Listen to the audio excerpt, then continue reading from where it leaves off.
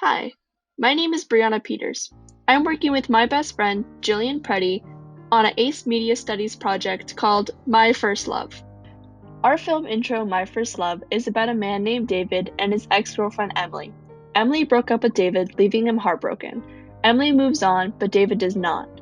After many times of Emily reaching out and saying to leave her alone, David snaps and murders Emily because if he can't have her, no one can.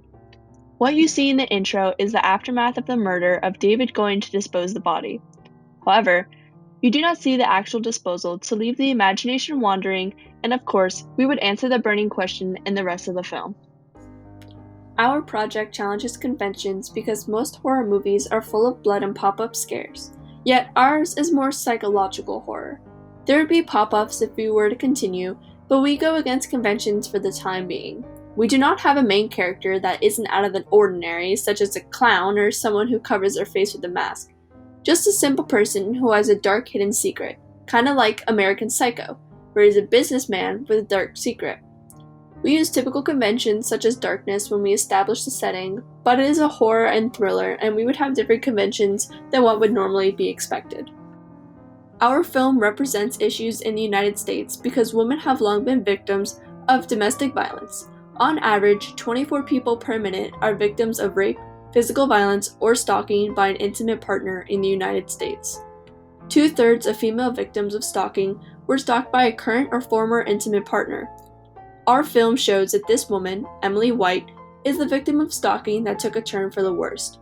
This shows how it can happen to anyone, and we want people to realize how big of an issue it truly is.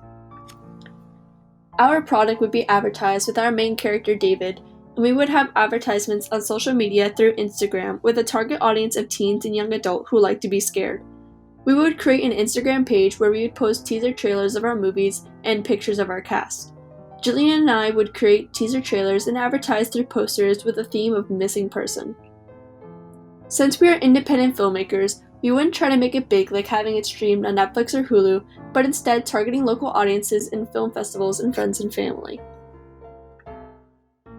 My production skills developed throughout this project because I started with 3 years of Premiere Pro and Photoshop under my belt.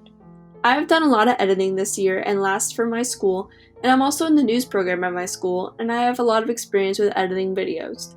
This project has only made me better at Premiere. I have made more intricate editing techniques such as fading, keyframes, and messing with brightness and contrast settings.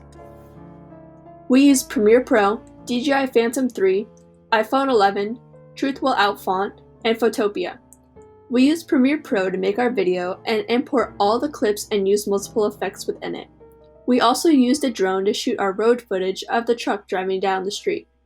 We used an iPhone 11 for the actual filming process and 1001fonts.com for our title sequences.